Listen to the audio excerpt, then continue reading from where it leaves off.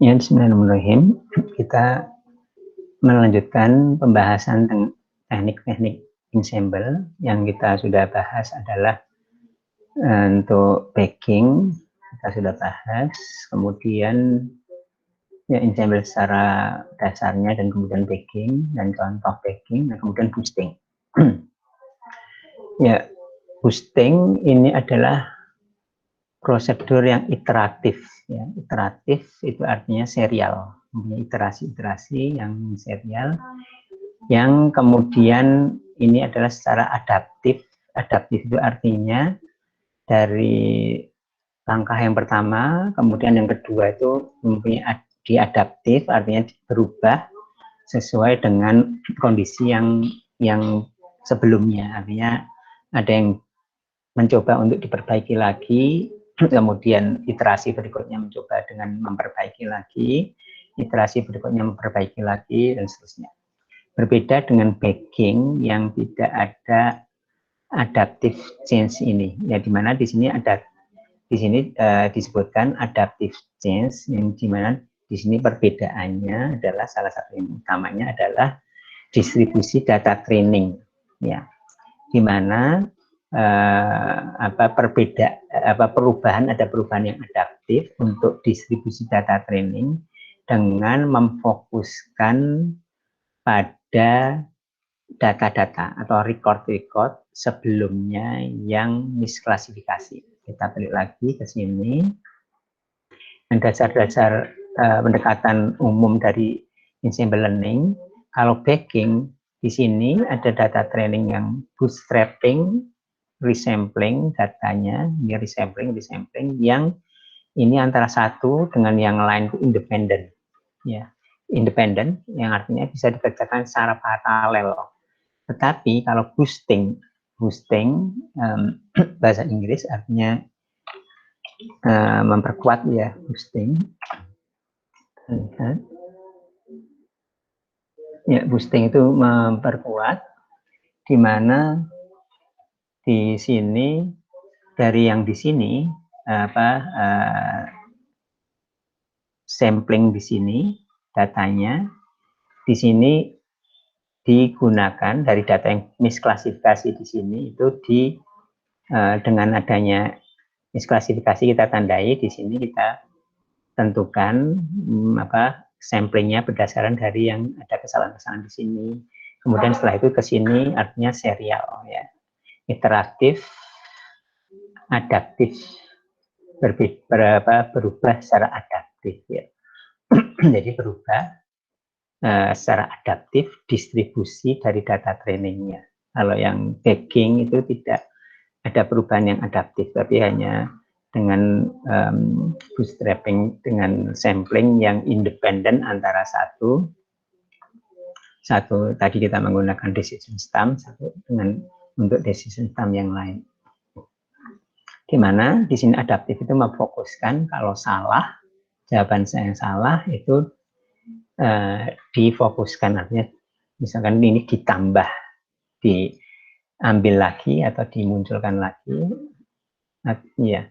Jadi awalnya itu ada recordnya sebanyak n, ada sebanyak n record yang secara sama, ya, secara sama bobotnya, ya, bobotnya secara ini sama, ya. Kemudian tidak seperti backing yang bobotnya ini di boosting ini berubah, ya, berubah, ya. Jadi dari data training kita lihat di sini, data training, misalkan kita mempunyai data training di sini, ini data 1, data 2, data 3, data 4, dan seterusnya. Data training ini dalam konteks data training. Data trainingnya itu awalnya diberi bobot yang sama. Di sini awalnya diberi bobot yang sama. Artinya untuk kalau replacement itu tidak ada, misalkan random, ya random aja, tidak ada pembobotan. Ya, kemudian di sini diberi bobot. Diberi bobot itu artinya di sini bobotnya diberi lebih tinggi kalau di sini misalkan ternyata salah memprediksi. Jadi menggunakan data training untuk memprediksi, ternyata untuk data nomor berapa ini salah, sehingga ini digunakan lagi untuk training lagi. Nanti yang akan dijelaskan soal. Ya, jadi tidak seperti tagging, ini ada bobot yang berubah pada setiap rondenya, ya, pada setiap rondenya. Setiap ronde di sini, ya di sini ada rondenya, ronde 1, ronde 2, ronde 3, ronde 4. Kalau di sini ada tadi juga ada ronde 1, ronde 2, ronde 3, ronde 4, yang itu sebenarnya independen antara ronde 1, ronde 2 dan seterusnya. Di sini kemudian record atau instance di data training yang salah diklasifikasikan, ini akan kemudian bobotnya ditambah. Ya, ditambah itu artinya supaya muncul lagi di ronde berikutnya, supaya kemunculannya itu lebih tinggi probabilitasnya di ronde berikutnya. Kemudian di sisi lain, record di data training yang diklasifikasikan benar, itu bobotnya diturunkan. Kita lihat di sini data aslinya ini adalah misalkan kita beri nomor data yang ke-1, data kedua, 3, 4 sampai kita mempunyai 10 data. Kemudian di ronde pertama, misalkan seperti ini, kita dengan sampling with replacement di sini, artinya mungkin ada 7-nya ada 2 kali, ya mungkin aja karena dengan replacement. Kemudian misalnya di sini data example atau data nomor 4 itu sulit untuk diklasifikasi. Ya. Di sini untuk sulit diklasifikasi artinya waktu kita mengklasifikasikan data nomor 4 itu banyak salahnya katakanlah gitu. Kemudian bobotnya itu ditambah sehingga waktu ronde berikutnya lagi di sini, waktu ronde berikutnya lagi 4-nya itu munculnya lebih banyak lagi di sini. Ya, lebih banyak lagi di ronde berikutnya karena di sini di ronde 2 katakanlah yang 4 ini salah, misalkan salah memprediksi untuk data nomor 4 ini misalkan, kemudian data nomor 4 ini salah memprediksi sehingga dimunculkan lagi data nomor 4 yang tadinya 1, 2, 3, di sini 3 aja di ronde 2, di ronde 3 ini ada 1, 2, 3, 4, 5, ada 5. Ya, meskipun ini urutannya saya kira nggak begitu penting ya bahwa ini kenapa 4-nya di sini, sini dan sini, tapi yang penting jumlahnya. Jumlahnya di sini ada 5 di ronde ini, yang di ronde 2 hanya ada 3, ini jadi 5. Ya, atau bahkan di ronde 1 yang tadi cuma 1. Yang tadi 1, kemudian ternyata sulit, ditambah jadi 3, ternyata masih tetap yang record nomor 4 itu masih sulit, tambah lagi jadi 5 sini untuk data trainingnya. Artinya karena jumlahnya sama, ya artinya ada yang banyak, lebih banyak yang tidak ditampilkan lagi seperti 7 dan lain-lain. Ya, ini salah satu contoh algoritma yang menggunakan teknik atau metode karena boosting ini, yaitu namanya AdaBoost ya, AdaBoost. Ini di mana ada classifiernya C1 ya, C2 dan sampai CT. Kemudian error rate untuk base classifier di sini epsilon I, ini adalah error rate untuk base classifier ya. Kemudian ada yang disebut dengan importance ya. Jadi tadi disebutkan bahwa ada menggunakan weighted ya. Kalau di sini menggunakan weighted ya, weighted itu artinya di sini kita lihat tidak menggunakan majority voting yang one man one vote atau one classifier one vote. Di sini ini mana yang lebih ada bobot-bobotnya. Ini bobot, ada classifier sebanyak T ini masing-masing dikasih bobot. Ya, bobot itu artinya semakin akurat classifiernya, bobotnya semakin tinggi. Semakin akurat itu artinya kalau di sini ada error tadi, error ya ini adalah ada errornya. Ini berdasarkan errornya ya. Ya kita lihat ini adalah alpha di sini adalah pentingnya classifiernya. Pentingnya classifier kita hitung berdasarkan error, yaitu dengan disimbolkan dengan alpha. Ya, alpha ke i, artinya alpha atau bobot atau pentingnya sebuah classifier yang ke i. Ya, di sini kita lihat ini adalah error, ya ini.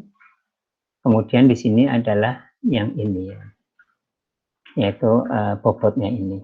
Bobotnya ini kita lihat bahwa semakin errornya semakin tinggi, ini ya ini semakin rendah pentingnya, ya pentingnya, bobotnya ya, bobotnya terpenting. Di sini bobot itu di update ya, di sini bobot dari masing-masing record nih ya, bobot dari masing-masing record. Ini diupdate dengan seperti ini ya. Jadi kalau ini benar jawabnya untuk record tersebut, ya record tersebut, maka untuk XJ itu adalah untuk record yang ke J, ternyata benar prediksinya dari classifier J1, fungsi classifier. Prediksi ini adalah prediksi dari inputnya, dari data trainingnya, kemudian menggunakan classifier model, kemudian diprediksi ternyata sama, artinya benar, maka kemudian diberi bobot ini, artinya diturunkan. Menurunkannya dengan E pangkat minus alpha I. Ya.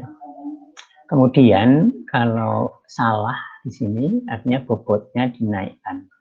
Bobot dari record J, sebuah record ini dinaikkan. Ya intinya adalah ini diturunkan kalau benar, jawabnya benar. Record tersebut bobotnya kalau salah dinaikkan. Kemudian perlu dinormalkan ya untuk supaya jumlah total, ya, jumlah total di sini kan bobotnya adalah 1, supaya jumlahnya 1 dinormalkan, artinya dijumlahkan bobotnya, kemudian masing-masing dibagi dengan jumlah di sini. Ya, jadi untuk setiap ronde antara yang menghasilkan, kalau misalkan error rate-nya itu lebih tinggi dari 50%, ya lebih tinggi dari 50%, dan artinya jelek, artinya udah atau sudah lebih jelek daripada random misalkan gitu ya. Kalau biner, kalau udah lebih dari 50% errornya, pokoknya di reset lagi menjadi 1/n, ya, 1/n seperti inisial ini. Jadi inisialnya di sini, inisialnya ini dibuat bobotnya sama. Jadi kalau misalkan kita mempunyai 10 di sini, 10 record, artinya bobotnya itu 1/10, 1/10, 1/10, semua 1/10. Yang di total jadi 1/10 semua. Jadi dibuat rata di sini. Ya, kalau tadi ini bobotnya diubah-ubah, tergantung kalau benar prediksinya ini bobotnya dikurangin, kalau salah dinaikkan bobotnya masing-masing record. Tetapi kalau errornya untuk di satu ronde itu udah jelek, udah errornya lebih dari 50%, maka di reset lagi bobotnya menjadi 1/n, sama semua. Kemudian klasifikasinya kita bisa menggunakan seperti majority voting, tetapi bedanya di sini ada bobotnya. Bobot yang tadi artinya kalau di sini alfa, ya di sini alfanya itu tergantung dari errornya. Kalau errornya semakin tinggi, alfanya semakin rendah, atau sebaliknya, kalau errornya semakin rendah, artinya semakin bagus, bobotnya itu semakin tinggi, artinya semakin penting. Ya. Jadi ada weighted-nya. lanjutkan sini. Ini adalah adabus algoritmanya secara garis besar, di mana bobot dari masing-masing masing-masing record tadi, atau di sini katakanlah mungkin vektornya, vektor dari yang bobot dari masing-masing ini tadi dibuat sama di sini. Kemudian kita tentukan seberapa ronde kita mau bikin, seberapa ronde. Ini adalah looping. Ya, ini sama seperti kalau di backing, ini adalah sebenarnya bootstrapping tapi adaptif. Kemudian ini adalah seperti di backing juga, ini adalah aggregating, tapi bedanya di sini ada menggunakan weighted, ya weighted.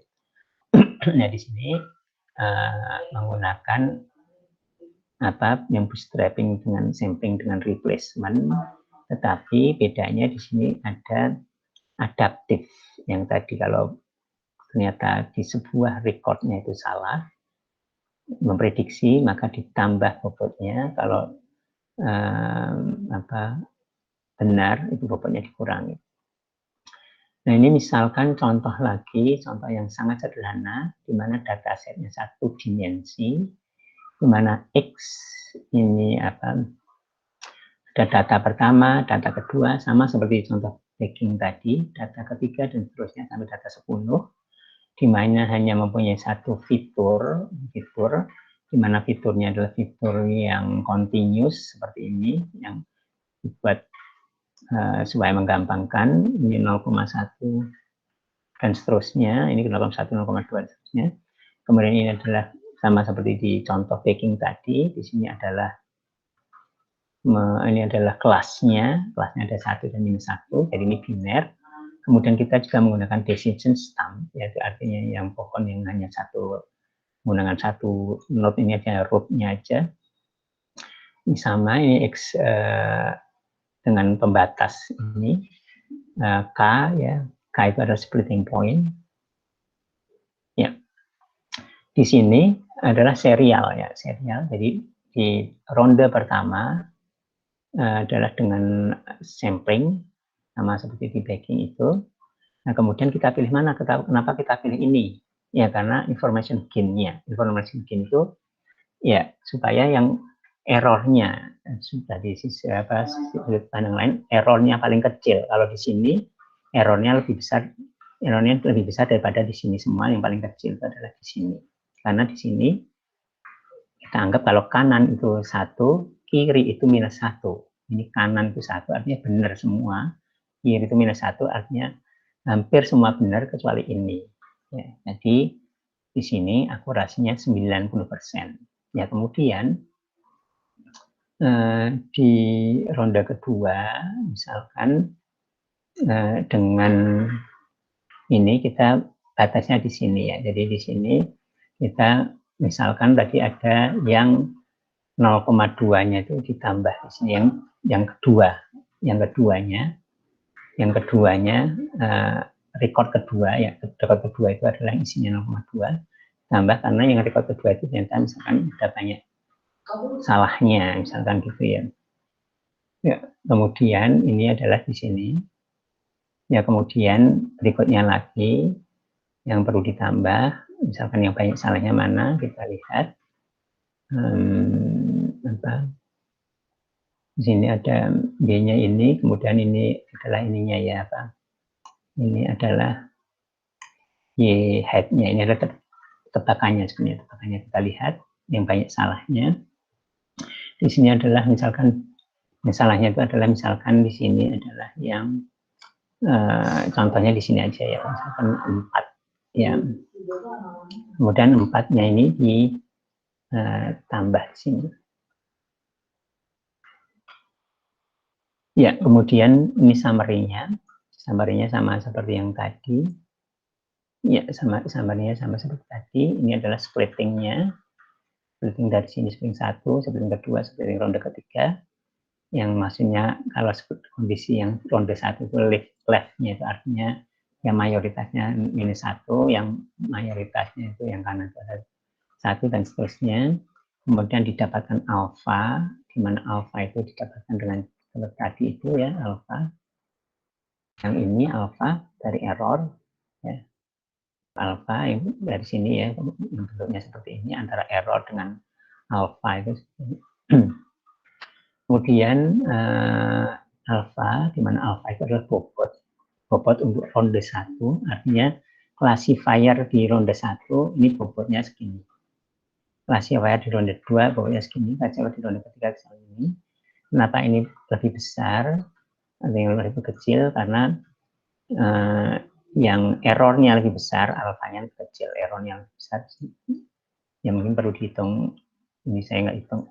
Kemudian ini adalah alfanya, kemudian ini bobot masing-masing ini masing-masing recordnya, berdasarkan kalau ada yang semakin tinggi bobotnya, kalau ininya salahnya semakin besar. Salah prediksi di ronde sebelumnya. Kemudian kita lihat ini klasifikasinya. Ya, di sini kita lihat bahwa klasifikasinya itu adalah menggunakan ini, kemudian dibobotkan menggunakan ini tadi alfa, tingkat pentingnya. Kalau yang round 1 artinya classifier 1 ini segini 1, 2,4, ya. Ini 1, 2,4, dijumlahkan segini 1, artinya ini 1, tingkat pentingnya di classifier di ronde ini 1, 2, 4, jumlahkan seperti ini dan seterusnya.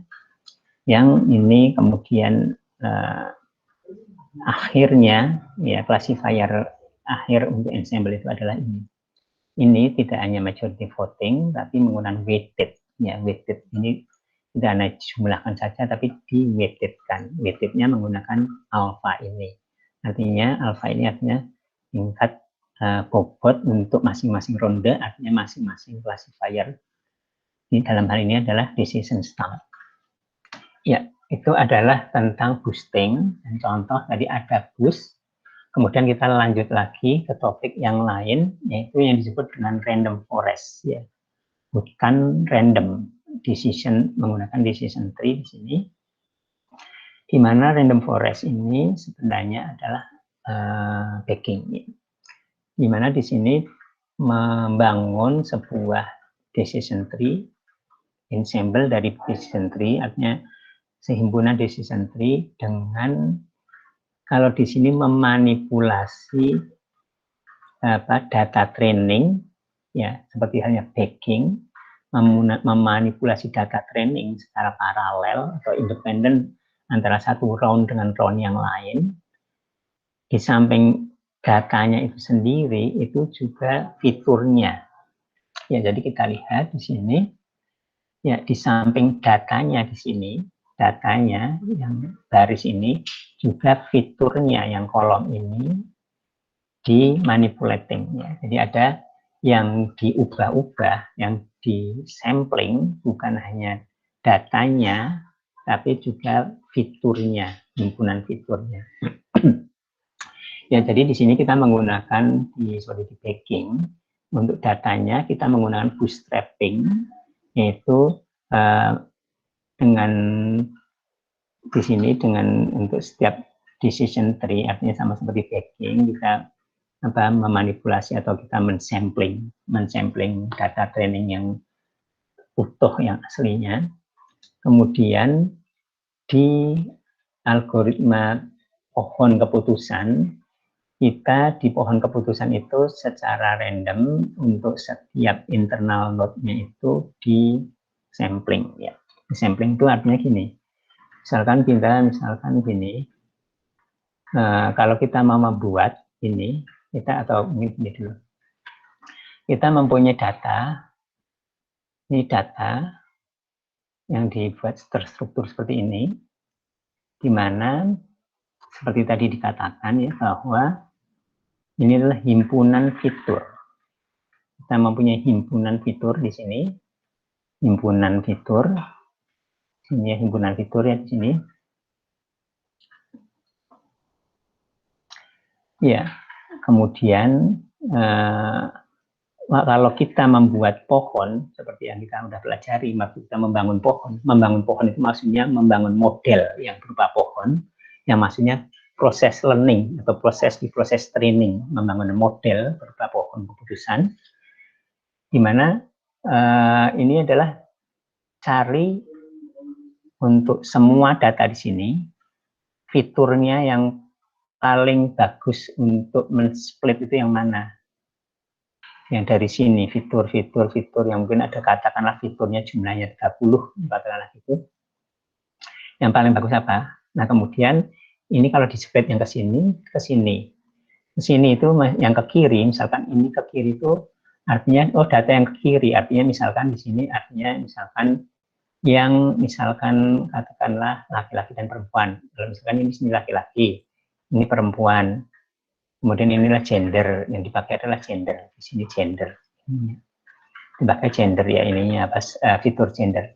Nah, kemudian laki-laki, artinya yang laki-laki di sini adalah laki-laki di sini, perempuan di sini, yang laki-laki ke sini kan. Nah, kemudian dipilih lagi untuk laki-laki, semua yang laki-laki saja.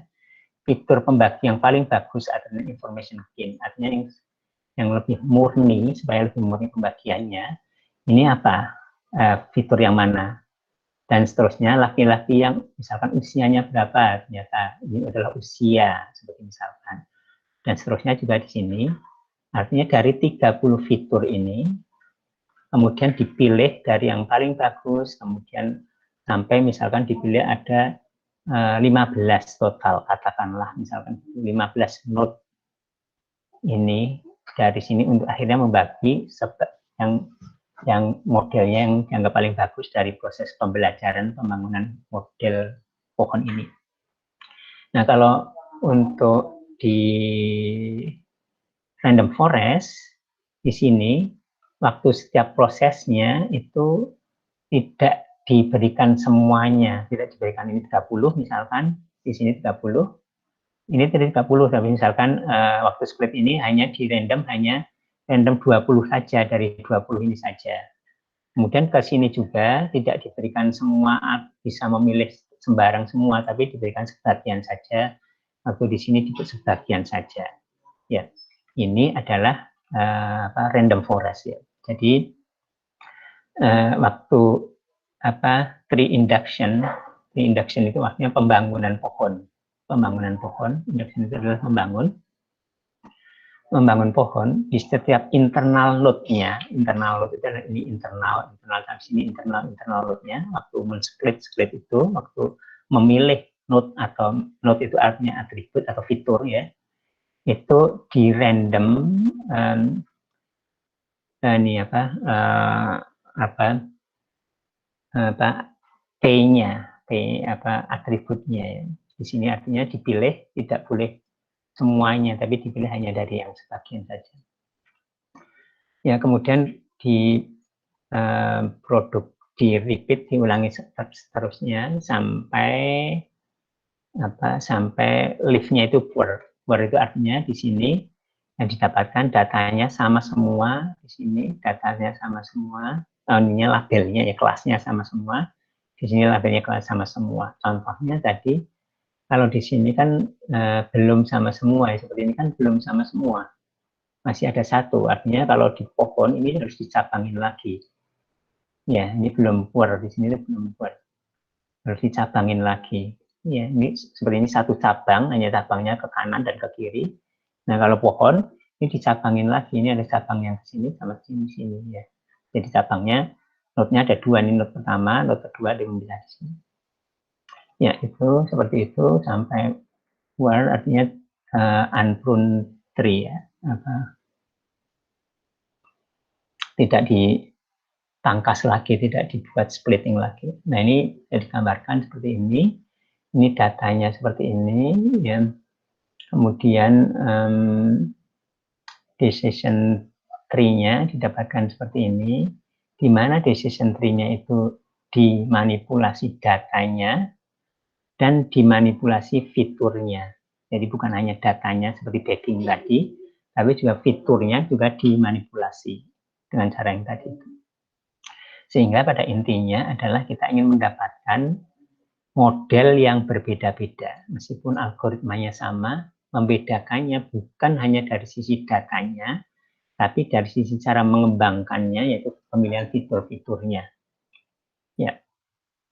Kemudian untuk random forest ini adalah karakteristiknya. Base classifier itu adalah unpruned trees ya. Jadi tree di sini yang tree yang tidak diprune, tidak dipotong lagi. Kalau kita mengenal supaya salah satunya supaya tidak overfitting kan perlu diprune lagi, dipangkas, diperkecil lagi. Nah kalau ini unpruned itu artinya rimbun, masih rimbun.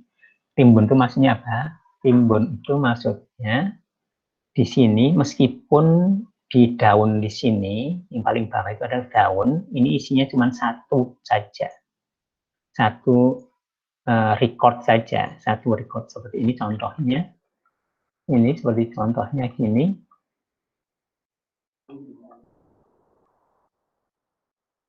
Tadi ya.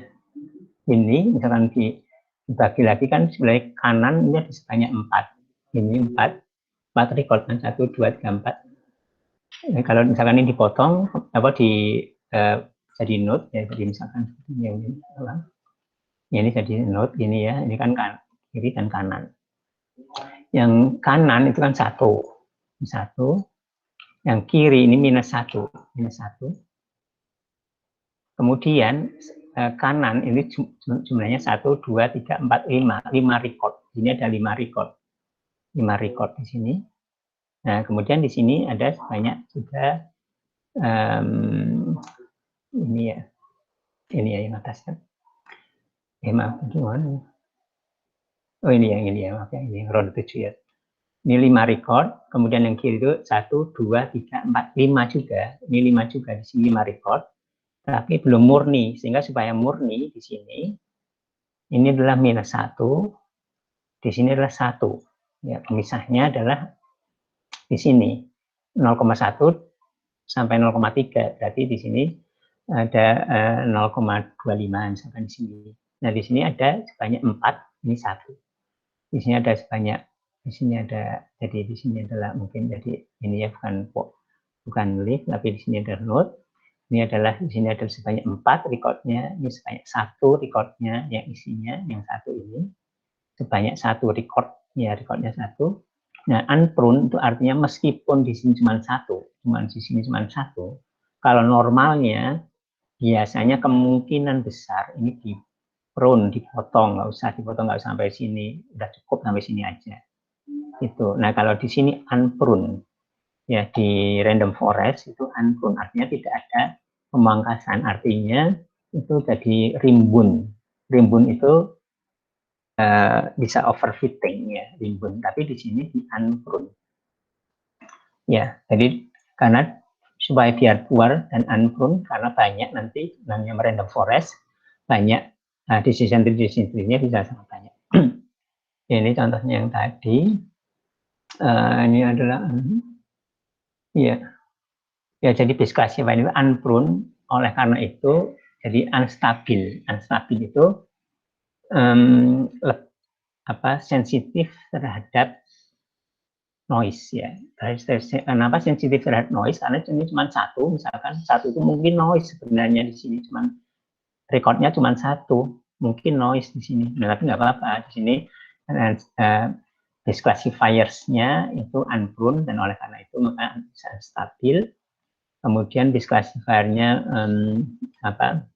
tidak terkait satu sama lain karena baik data trainingnya maupun fiturnya itu dimanipulasi randomized ya. Jadi di sini kalau di bagging yang asalnya tadi yang dimanipulasi hanya datanya saja, nah sekarang dimanipulasi juga fiturnya, sehingga antara pohon satu dengan yang lainnya di sini, antara pohon satu dengan yang lainnya di random forest itu katakan ini decorrelated. Artinya bagus ya, artinya. Kemudian random forest itu mengurangi variansi, jadi kita udah bahas variansi dari klasifikasi yang unstabil, ini unstabil, tanpa ada efek negatifnya, yaitu tidak menambah bias ya, secara umum tidak menambah bias. Jadi biasanya antara varians dan bias itu kan trade off. Kalau biasnya dikurangin, variansnya dikurangin, biasnya naik. Ya. Idealnya kan varians dan biasnya kecil idealnya. Nah ini variansnya dikurangin, tapi dengan random forest ini tidak kemudian menambah bias.